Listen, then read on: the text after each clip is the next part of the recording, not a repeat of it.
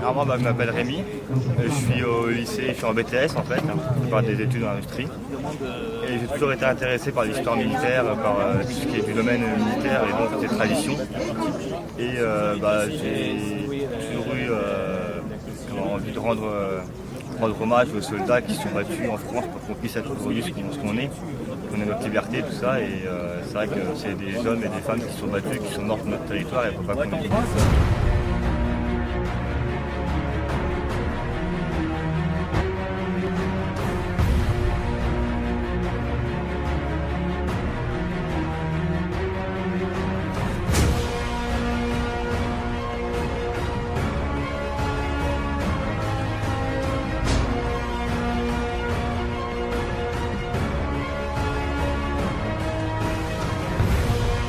Et je m'appelle Guillaume, je suis donc professeur des écoles et je suis passionné d'histoire. Et selon moi, au niveau de l'histoire, on peut la faire passer comme histoire vivante. Et c'est pour ça qu'avec mon groupe Seine-et-Marne 1914, on a décidé de rendre hommage à tous ces soldats de la Première Guerre mondiale, en les réincarnant, mais en sachant très bien que la guerre c'est quelque chose de terrible. Et on n'est pas des guerriers, bien au contraire.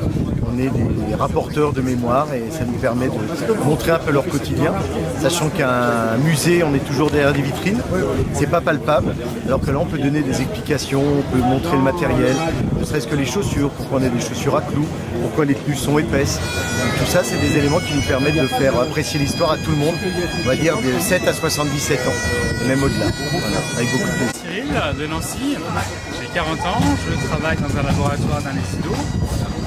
Et accessoirement, je m'occupe d'un fort de la Première Guerre mondiale, un fort Céadrière, et je suis venu à faire de la reconstitution historique. Et là, je porte un uniforme 1880, donc la même époque des forts Céadrière, d'artillerie. Pour moi, c'est important de transmettre ce patrimoine, de faire vivre ce patrimoine.